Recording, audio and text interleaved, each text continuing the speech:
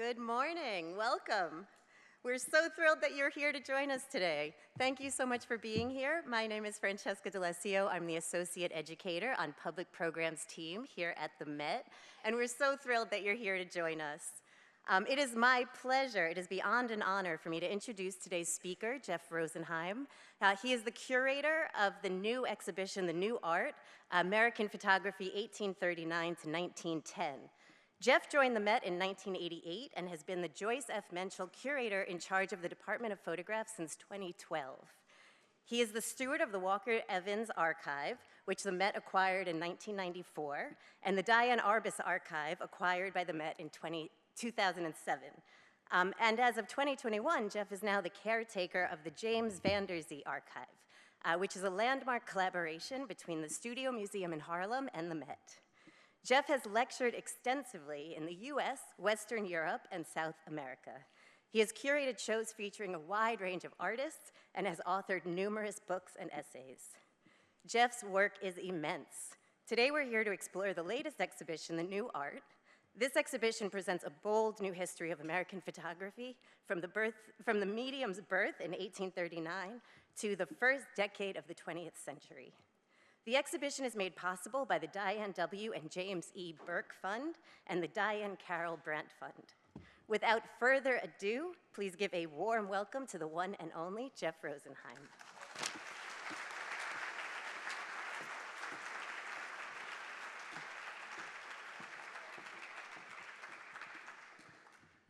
Good morning, everyone.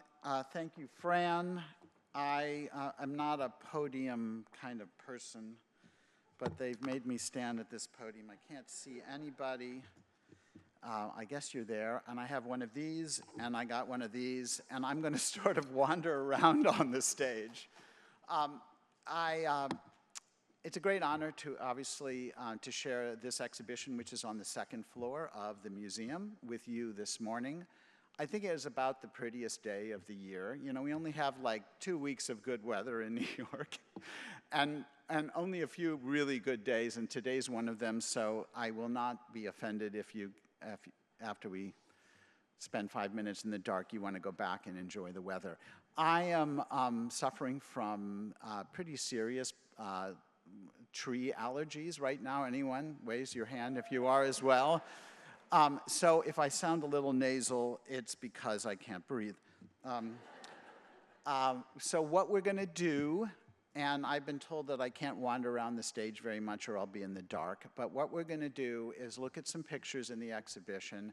And the reason I wanted to do this talk is not just to share a show that I've worked on for many years with you all, but also to see the pictures large. Why? Because most of the pictures are like this size. Has anyone seen the show? Can't see you. Are there 5 of you who have seen the show? Okay, good. All right. But the pictures are really this big. Someone will have to agree to that truth. And yet, I had to find a way to make them come to life. And we used all sorts of exhibition strategies. I want to thank my colleagues in the design department, the technicians that installed, the objects installers, and everyone else. The buildings department, who probably hate me, and the lighting designers, and the Plex shop, because this was not an easy installation. And yet, I hope it looks seamless. Something happened about 185 years ago. It was a celestial event, and what was that event? It was the invention of a new art, photography. And so we're going to look at a lot of pictures, and if I hit the right buttons, you'll be able to see what I'm talking about. Okay, so we can drop the lights. I promise not to wander away too far, and we're just going to go. So hit the lights, and I promise I'll be good.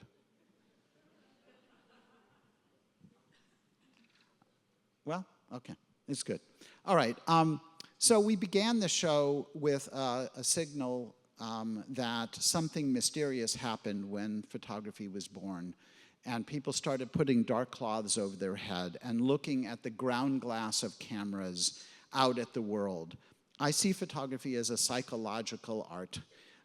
it has a lot to do with what it means to pose for a picture. What do you choose? What attributes do you choose when you, in 1839 or 40 or 41, chose to sit and leave behind a likeness, perhaps forever? Do you bring your family? Do you bring your friends? Do you bring your favorite chicken? Do you bring the anvil if you're a blacksmith? Do you bring your instrument? What do you choose to include in the picture? Do you look at the camera or do you look away from the camera? These are all interesting questions. Photography was associated with black magic, dark magic, and in the day because the images seemed to be not made by man, but made by some other mysterious force. So hopefully we'll look at that together, and if we do, I think we might learn something about how this age that we're living in, the age of social media and image sharing. Who has a phone here? Do we get new updated phones because we hear better on the phone? Or we speak better on the phone? Or we communicate better on the phone? No. Why do we get new phones?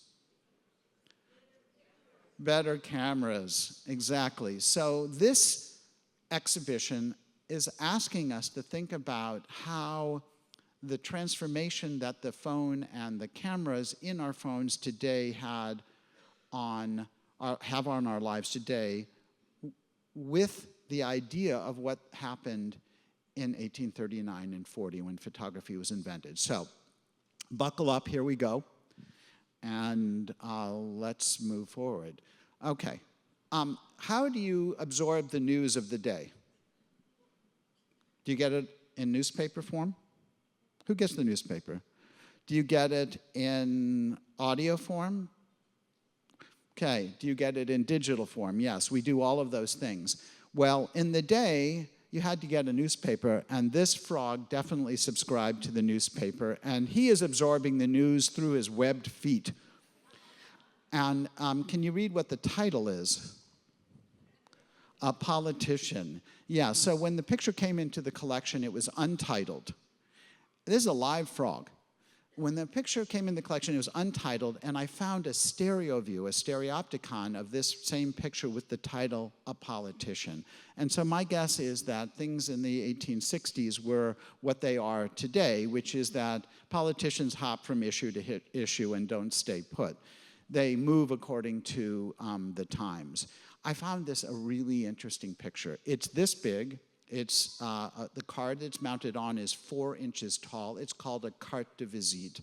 The other thing I did in this exhibition is to put word clouds up there, because I think people don't really understand how the language of photography was very much a part of the language of the 19th century. The words daguerreotype, ambrotype, tintype, or platinum print, gelatin silver print, salted paper print, and carte de visite, as well as stereographs. So that's what we're going to look at.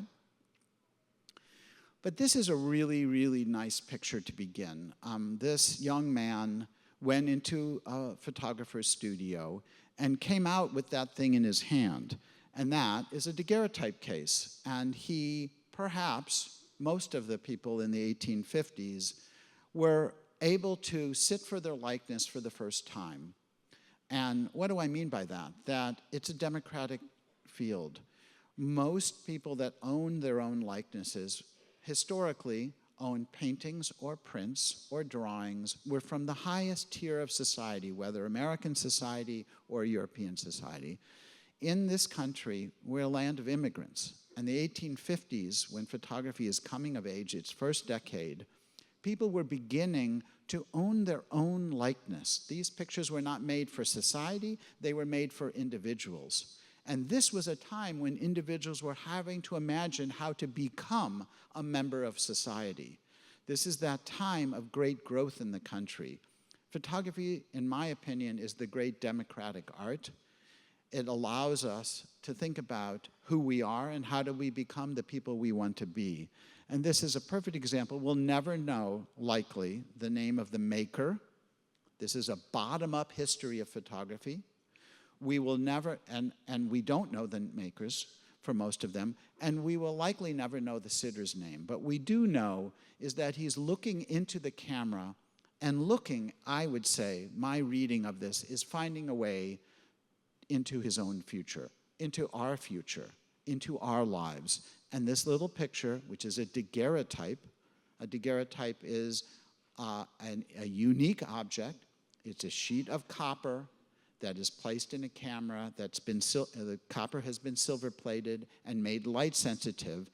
And Oliver Wendell Holmes, the great critic of the day, referred to daguerreotypes as a mirror with a memory. What do we mean by that? Well, if you hold the daguerreotype exactly parallel to your plane of focus, it acts like a mirror because it's a silver-plated sheet of copper, just like a mirror. And if you hold it just right in your hands, it holds the image of the subject.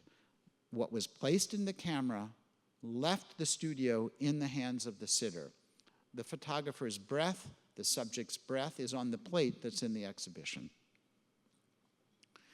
Paper print photography arrived concurrently with daguerreotypy. It was very interesting in the first years of photography in the US.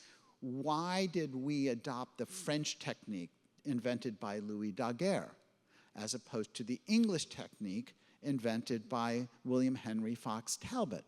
And there are many reasons why, and we don't have a census of all the answers, but one of them was that Talbot's process, where the image was on a sheet of paper that was made light sensitive, Talbot's process required rights. He did not provide it free of charge. So if you wanted to work in the paper print process, you actually had to pay, if you're a photographer, pay a fee to Talbot or to the American licensee.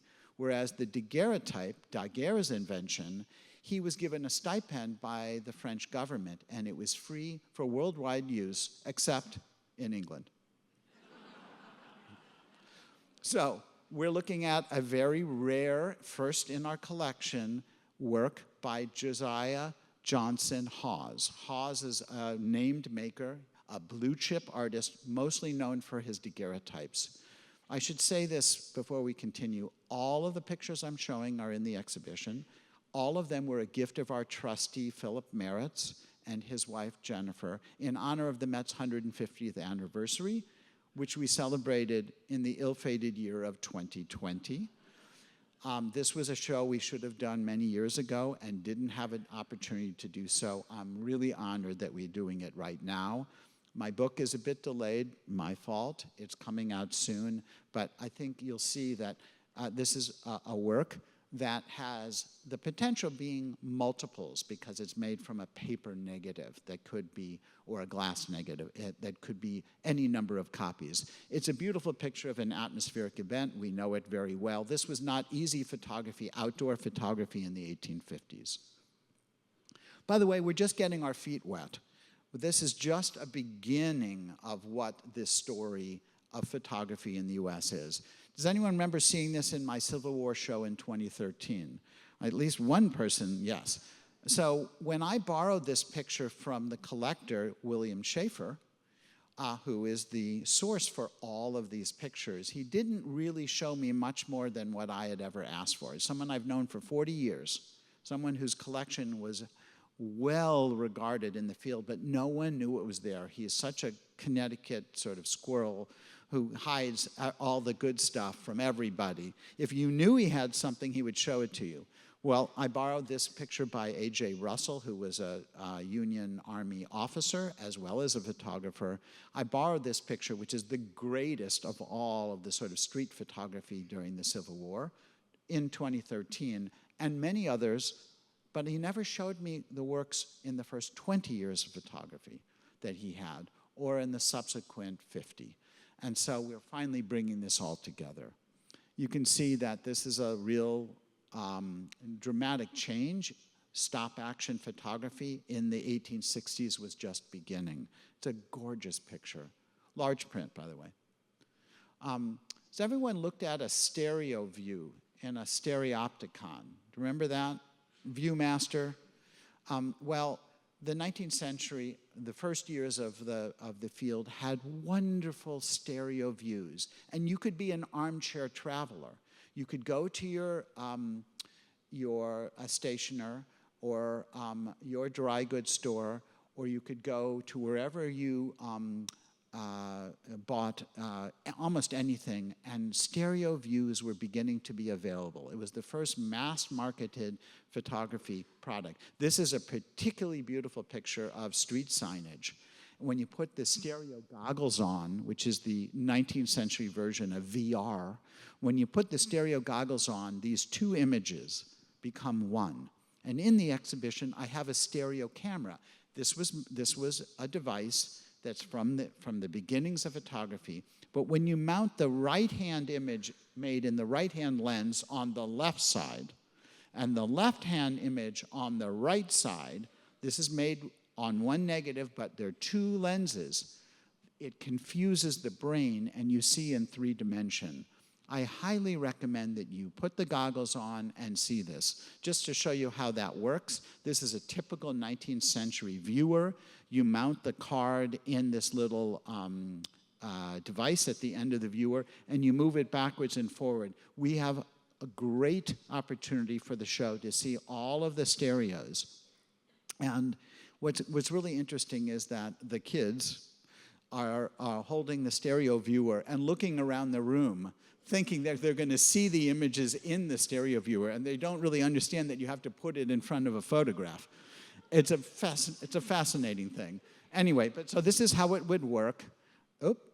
And I just bring you back to here. This exhibition is interactive in a very interesting way. Perhaps too much so, because people are trying to turn the knobs on the cameras. And so when you get up there, you'll see that we have barricaded with stanchions and rope. But it's a beautiful way of thinking about this thing that's in our phones, this idea of the camera, and how that language began. I'm very, very proud of the response. In case you wanted to know, stereo views were were popular all the way through into the 20th century and all the way through the 50s into the 60s, into my era. This is just an example of a Saturday Evening Post from the 20s, and you can see Norman Rockwell, boy with stereoscope. So we can do that in the exhibition upstairs. But close looking is one of the tenets of photography. It's one of the greatest aspects of the Caspar David Friedrich show. Friedrich had unbelievable hand skills and a sort of romantic religious idea of what the power of nature is, the godliness in nature. In the exhibition we have upstairs, I don't bring that story to life, but I do bring the idea that the specificity of the camera, the deep introspection that's characteristic of lens-based products like photographs is very much a part of close looking. And so we have John Moran. You might know John Moran's brothers, who were very famous painters in the day and printmakers and publishers. Well, their kid brother, John, was a terrific photographer. This is a beautiful little picture that reminds me of the language of photography and the language of close looking. But we also have this terrific picture by Carleton Watkins. This is a large paper print about this size. And Watkins was really the premier landscape photographer of the West. But he was born in Oneonta. He followed the gold rush to California. And it was his pictures that came to Washington, his 1861 views of Yosemite Valley. When Lincoln saw them, he said, Lincoln never went to California. When Lincoln saw these pictures of Half Dome and the I guess it's the Merced River. Is it the Merced River? Yes, might be the Merced River. And this tight valley. He said we must save this from a mineral extraction, from timber extraction. And he did preserve it. It wasn't the first national park, but the ecology movement, the national ecology movement, began with Yosemite's pictures by Watkins. Here's an example of a picture made around that time of one of the famous oak trees in Santa Clara Valley. But we also have pictures, first in the museum's collection. We also have pictures by a Staten Island photographer who is a very famous woman named Alice Austen. And Austen worked from the late 1880s into almost to World War II. Her collection is quite famous because she was one of the great women artists of the period. And at the Historical Society in Staten Island, you can see her materials and her equipment and thousands of her negatives. This is the first print. Has anyone been on Lake Mayapack? All right. So it's about 60 miles north of the city, and people went there in the summer. And this is a picture made on a very hot day in August. There are several figures set in the stones characteristic of the boulder-strewn area up there, which was scrubbed when the glaciers receded back north, leaving all the rock. And that's why all the reservoirs up there for New York City water. Beautiful summer scene. So in the late 1880s, something happened. Austen did not use the Kodak camera, but George Eastman invented the tool, the Kodak, the Brownie, etc., that changed again photography's language, and the show loosely looks at that as well. Anyone seen a cyanotype? Yeah, it's the same tools that architects use to duplicate their line drawings forever. It doesn't really require too much chemistry. But at the end of the 19th century and the beginning of the 20th century, we see large municipal projects. This one was for Boston. I think it's called the Emerald Ring. Is that right? Anyone from Boston? Emerald necklace, thank you. It's the pollen. The emerald necklace. So they commissioned a photographer, teams of photographers, to photograph all of the parks, including at wintertime. I love this picture. It's in the outside of the show. Beautiful, simple projects like the construction of the IRT. The photographs, which are in a sense purely documentary, are so much better than pure documents. And they're great narratives of urban projects like this one. All right. Has anyone seen the banner that's no longer on the facade that has this picture on it? Yeah, I hope so. So this picture is this big. If you haven't seen it, I highly recommend it. It's a daguerreotype. And again, this psychological question, how do we choose to represent ourselves? How do we become the persons we want to be? That's true today and certainly in the 19th century. Pride of work. A lot of the daguerreotypes are occupational portraits. We don't know the sitter's name. We don't know the maker's name. But we do know that this kid, freckled, in a kind of chirpy hat, brought his favorite chicken in to pose with him. But why? I don't have an answer. If you read my labels upstairs, they're just filled with questions. I love that photography has this sort of vernacular language where we all know more than we all feel like we know more when we look at these pictures than we'll ever be able to prove. But it gives us freedom. I'm not burdened by too much biography in telling these stories. I'm not burdened by too much specificity.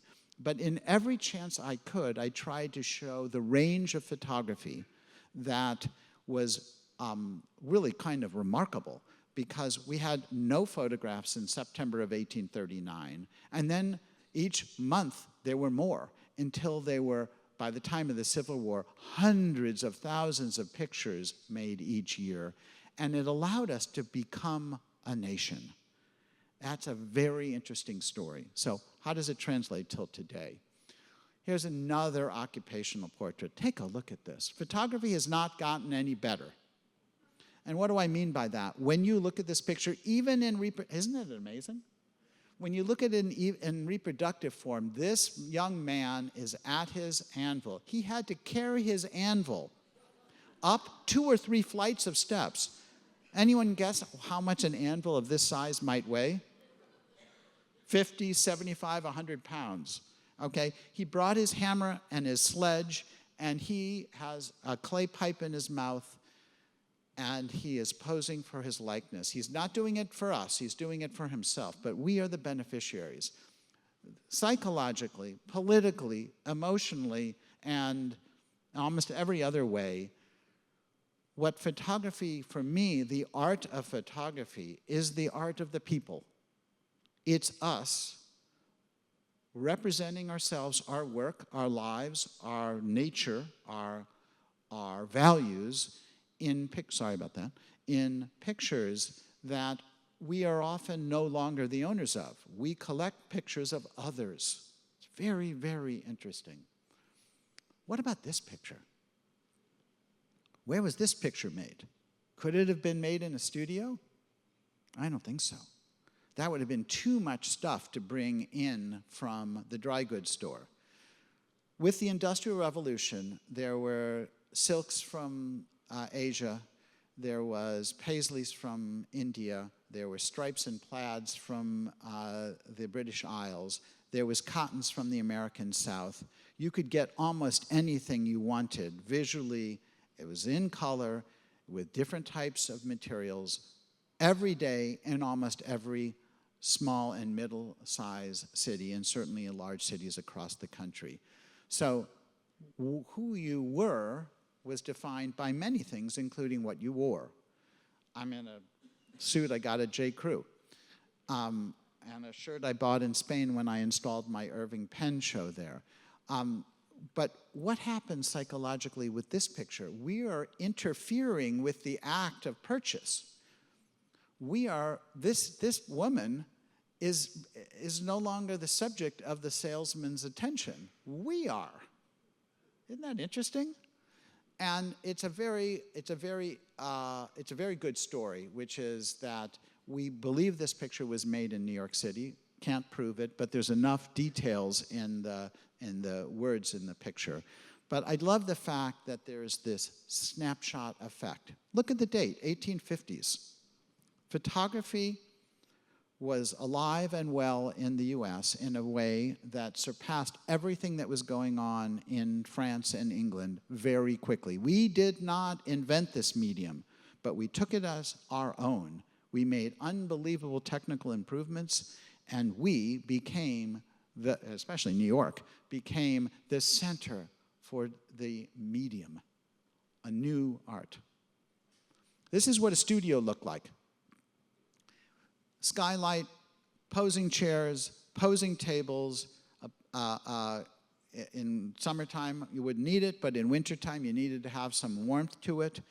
Windows, a reflector, and those braces to keep people's heads still. At the beginning, it was 3 to 5 minutes for a picture, a portrait, and then it was 2 minutes, and then it was 1 minute, and by the end of by about 1850, it could have been a fraction of a second under perfect lighting conditions at the exact right time with a perfectly attuned skylight, but that wasn't always the case. You had to hold still, and so that's what those braces are. I want to show you this because we have not had a picture of the inside of a studio until we got this amazing collection. This is what photographers look like. They look like traveling salesmen. They look like they were selling you a tonic. They look like they were charlatans, and they wore funny plaid pants and with stripes on them and top hats and maybe fake beards. They were dentists and cabinet makers at the beginning. They were chemists, apothecary folks. They came from painting, but eventually, it was just a really good business, and you could make a decent living doing it. And this is what photography looked like. It was fun. It was also a medium that had a collective responsibility to share stories. It's the most literary, in my opinion, of all the arts. And what do I mean by that? It has built-in stories. Paintings do too. Prints do too. But photography is very much about storytelling. What I love in this picture, and this is a tintype. A tintype seems to be made, instead of on copper, or what a daguerreotype is, or on glass, what an ambrotype is. A tintype should have been made on tin, but of course it's a misnomer.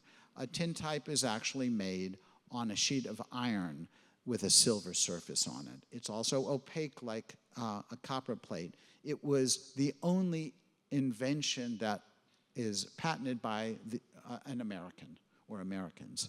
But what I love about this picture is that these women have their circle, their knitting circle, and the camera and we as viewers complete that circle. It's a simple thing, but our attention on them and their attention on the camera, and therefore us, completes this circle. And they're making, it's multi-generational. I want to believe that the maker was a woman, but I cannot confirm that. But there they are on the top of a hillside. I don't know. Why are they there? We will likely never know. Look at the distortion. The lens doesn't really cover from corner to corner. It creates this conical view, which adds beauty to the picture to me. Really keen on this picture. You'll love it in the exhibition. Or this picture. Can you see that conical distortion? I think you can see it here where things are bending towards the middle. That's called barrel distortion. Are there any photographers in the room? Yes. Is that called barrel distortion? Yes, good. Because I don't know anything about photography, really. So anyway, it helps focus the eye on the core story. It helps us with an understanding of what this ensemble is doing. It holds the units together. Why was this picture made? Is it to advertise a concert? Is it to send back to their family in the old country? Is it just for pure pleasure? Again, outdoor tintypes. So by the 1860s, right after the war, the tintype, the daguerreotype is done, the ambrotype, which we haven't talked about really, is done, and the tintype carries us forward into the 20th century. Has anyone sat for a tintype? 1, 2. Excellent. Did you do that at an amusement park or in a studio in the city? An artist. You're an artist. Someone was an artist using the tintype process, using 19th century process. It's a wonderful medium. The cameras in the exhibition, I'm going to have a sip of water. The cameras in the exhibition are lent by our supporter Eric Taubman and the Penumbra Foundation. And if you want to go downtown and do something really fun, go and have your tintype made at the Penumbra Foundation. And tell them that Jeff says hi. Sorry about that. Okay, group portraits. It's hard to make a good picture of one person. It's doubly hard to make a picture of two people when each of them have to agree that it's good. It's much harder to make a good picture of everybody, and I'm sure they felt like some of them had succeeded and others had not. I love this picture. Another tintype. The prints are about this big. Tintypes are the least expensive, most democratic, most evocative of all the photographs, in my opinion, in this exhibition. And they're underappreciated by institutions like the Met, where we always are so careful to have the highest level of practice, whether it's in printmaking or painting or sculpture, in textiles. In photography, the tintype is this lowly form, and I adore it, and the collector, William Schaeffer, from whom the merits is acquired, loved tintypes, and I finally have a worthy collection. This is a picture that was probably made by an itinerant photographer who would carry his darkroom and travel the world, in this case the US, and look for subjects in wherever they were, including this house that looks like it's newly finished. And the family got together, posed, and the only person that really didn't hold still is Grandma here. I don't have a pointer, so I'm just going to point. Grandma here. The rest of them did a pretty good job, but can you see what this is? The dog had an itch. So Grandma and the dog just didn't play the game very well. Terrific picture. You've seen these kinds of pictures. You may have them in your family. I love them. If you do, call me. What the hell is this? What's this picture made for? So I got a lot of beef. bad joke, from my colleagues because I called it a cow. I think it is a cow. It has horns, but it might be a bull. But it's certainly a cow, a female cow, or a male cow if you don't think that female cows have horns, but female cows do have horns. I don't know why, but they do. I love this picture. It's this big. It's this big. So, is it an art, this medium, this strange medium? Is it not an art? I'm okay if you don't believe that it's an art, that's fine. But what is it? Okay. So the Meritzes, who gave us the collection, live in Colorado in what had been the gold and silver mining area. It was very, very interesting when I started digging deep into the 740-something pictures in this collection to find this picture.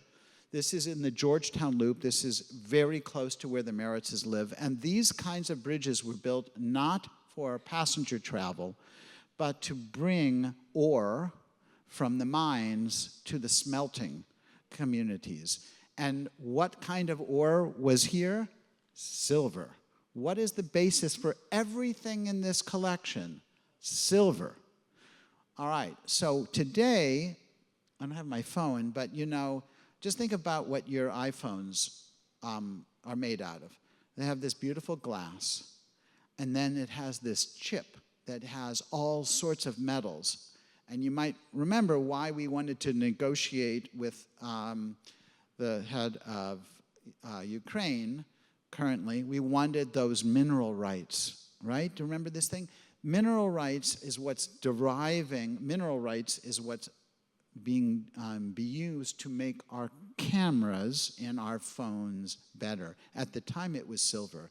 So underneath all of this material is silver. This is a stack of something like 30 silver bricks that were mined right next to the last picture and then smelted in Black Hawk, Colorado, which is between Denver and where the Meritzes live. This is another stereo. But why would this picture have been made, and who is it for? It's published in Central City, Colorado, and it's part of a series called Collier's Rocky Mountain Scenery. So people were collecting every aspect of the world. What does that remind you of today? It's how we Google everything. We're learning everything, and Instagram is just the inheritor of this 19th century tradition to know stuff visually. You cannot be literate today unless you're visually literate, unless you know how to make, how to crop, how to tweak and send pictures. It's who we are. We are a visual culture, and it began in the 1840s and 50s. And you know how I know that? Because that was the beginning of specialization in medicine for eye maladies. That's when opticians and became ophthalmologists and optometrists, and eye strain is very much a part of the birth of the medium. It's a fascinating parallelism. Okay, pictures I don't understand. I love pictures I don't understand. I have shown this on many occasions to my colleagues in the field. What is this? Is this a patent photograph? It's a Duchampian ready-made to me.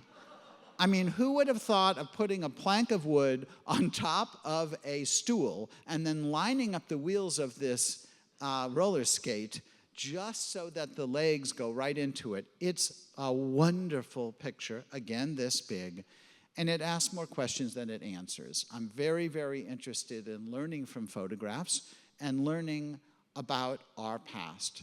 It will help us understand our present.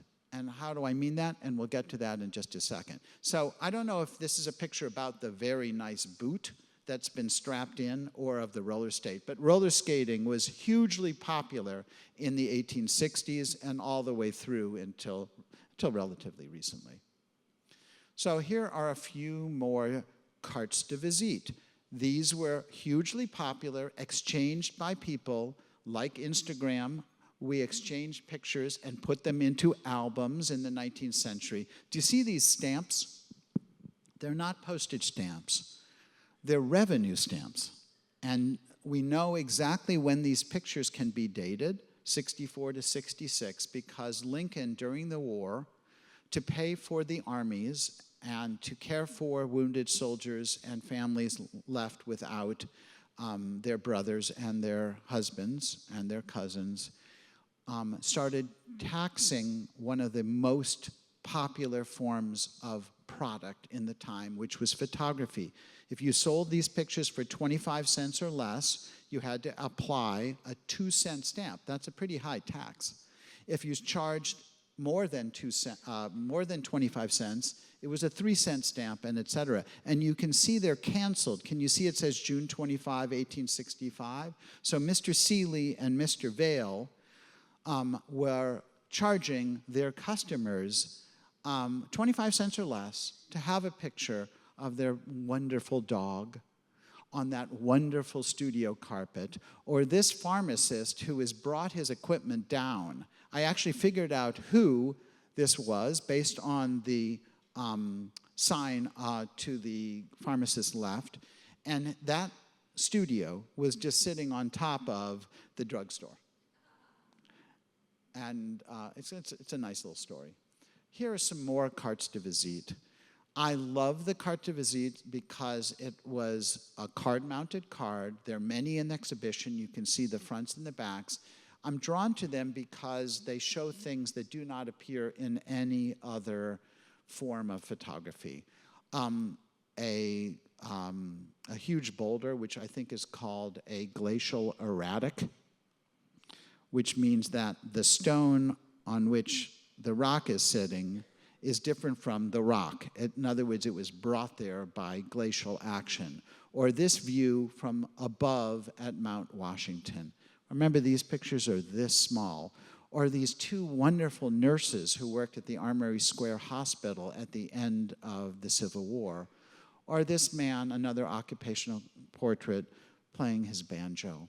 You heard some banjo music when we were getting ready for the show. The banjo plays a big role in the 19th century in both white and black musicians' hands. But what do photographs allow us to do? It allows us to read, where the wilderness begins and where civilization ends. Who wears hats and who does not? Who wears vests and who does not? So it's a very interesting way of reading both cultural history and social history. The facts of photographs provide us with a very clear and somewhat undeniable aspect of the real thing. And there's nothing more real than the evils of slavery. This man escaped his bondage and his enslavement from a Mississippi plantation, got across the river, and made his way in the middle of the war into a Union encampment in Baton Rouge, Louisiana. He wanted to join the Army, the Union Army. Louisiana was still held by the Confederates, but New Orleans and Baton Rouge were held by the Union. He wanted to join the Army to fight for the freedom of his brothers and sisters. This is the most difficult picture in the exhibition in one of the most difficult times of American history. He had been beaten ruthlessly. He had these keloid scars on his back. And when he had his physical, a photographer was there and asked to make his picture. This picture went viral. It traveled all the way to Boston. It was then sent to New York and was published in July 4 of 1863 in Harper's. It became one of the most famous pictures and used to show the cruelty of slavery in its time. And he did fight for the Union. His story it's a hard to look at picture, but it is tempered by the fact that when the war ended, all through the South, and including this picture made in Nashville, black men and women who had been not denied, it was illegal to teach a slave to read and write. Black men and women began to be educators, They went to normal schools. This is Fisk School. It still exists. And this is either one of the first teachers or one of the first students. I still haven't figured it out, but we know her name. We know the studio that was made, Rachel Gould. We are going to one day figure out her life story. At the moment, we don't have that. But what's wonderful with the, if you will, the opportunity for crowdsourced information, when the book comes out, I am hoping we're going to get further along. I've done everything I could at the Fisk University archives, but they don't have great archives from those early years. I love this picture. She's wearing her glasses. She has her pencil or pen. She has her notebook. She is posing for herself, for her own likeness. Why is that important? You know, we can't be truly free until we own our own likeness. It's just the way it is. Frederick Douglass said that. More occupational portraits. Look at this guy with his sunshades. He's holding a hoe and a pitchfork in a beautiful wall case. These are the kind of special pictures that replace the painting over the mantelpiece for an American audience and an American people that never had the ability to have such a likeness. This is the earliest picture in the collection, and now one of the earliest photographs in the museum's collection. It definitely has to date from 1841 to 42. I don't know if you can read here, but it says 62 Milk Street. A quick look at the newspapers, and you can find out that that picture was made by Thomas Darling. We don't know the sitter's name, but he has a kind of Hollywood handsome aspect. He is ready for our time as much as his own. But I found an advertisement for Darling. He went out of business. The competition was huge in the first years of the field. He went out of business by the end of 1842. But if you can just read about this, it's important for us to understand how much something cost. All right? Right there, miniatures taken in a style unequaled $3 to $5. It went down to $1 within 3 or 4 years. Instruction in the art, $25.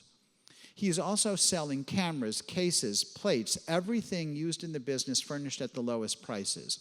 He's telling you that he just received by the steamer Caledonia 400 packages of French plates. Those are copper plates that he's going to silver and use. Beware of imposition. And he's just telling us that he is in business, but what he's begging in this ad is the most interesting thing for me. At the bottom, and any editor who will give the above, that's him, 6 insertions shall be entitled to a splendid daguerreotype miniature. Okay, why do I find that so interesting? Basically, it didn't work because there's so few maker-marked pictures by Darling, and he was out of business within basically 24 months after starting. Beautiful picture. Here's another picture. That last one didn't have any hand coloring. Almost immediately, we have hand coloring. It's very much a part of every sitter's request. If the picture cost $3 at first or $1 at the end in the 1850s, a studio could upsell, and offer coloring. And often the coloring added another 25 cents or 50 cents to the charge. It really helped these businesses get going. I think this man is one of the early pictures also in the collection. It could be as early as 1842. Or this man who has a kind of Whitmanian stare. His hat's been in a rainstorm. I can't tell whether he, also great New York maker, Jacqueith. I can't tell whether he was a gold miner who's come back home to New York with a lot of money in his pocket or a hard luck tale, but I can tell you that he looks out at the camera and is again searching for some connection to his own life and to ours. Or this picture of a young woman with a love letter in her hand. How do I know it's a love letter?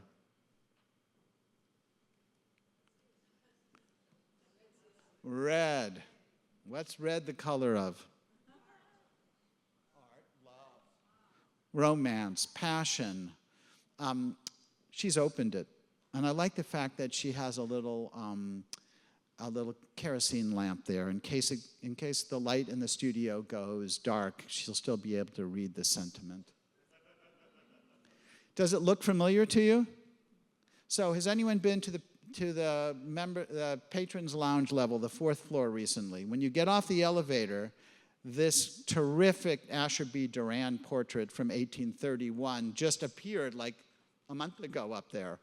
And it's like, that spit curl is exactly the same. Look at that. So anyway, photography doesn't come from nowhere. It comes from all sorts of other languages, and I think it's fun. Go upstairs and see this. You'll enjoy the painting. We don't have too much time left, and I just wanted to share a few of my favorites. This is a free woman of color, certainly made, or likely made in New Orleans in the 1850s. And she's wearing a specific kind of headscarf, which is known as a tignon. In Spanish and French colonial time, free women of color were required to wrap their hair to make them less desirable to white men in New Orleans. And they took affront to this and decided to import beautiful, fine fabrics and made beautiful headgear. And you will see it in all the paintings of the period. And this is a stunning picture of a woman of a certain age who knows how to look at the camera and has left behind, for us, a really quite stunning picture. This is a classic example of another free woman of color in the historic New Orleans collection in New Orleans. And I will just show you that it's very, very similar to the one in the daguerreotype. And why do I show this Frederick Douglass picture? Because Douglass argued, well, first of all, he was one of the most photographed men of the 19th century in America, believed to be the most photographed man. And he instructed his fellow free black community, as well as those enslaved, to pose for their own photographs. And this was something he argued as he traveled around the country, and it's in all of his literature. You will not have progress, he would say, until you can control your own destiny, control your own likeness, and replace negative stereotypes with positive self-images. That is still true today, and it's a very powerful life lesson on the power of photography. Sadly, life and death come together in the early years of photography, and the post-mortem pictures in the exhibition remind us that really about 1 in 3 households lost a child quite early in their lives, and the camera and photography provides a kind of sustenance for grieving family members who tried to make sure that they had photographs of everyone before they passed. And in fact, the advertisements in the era were, "Secure the shadow ere the substance fades."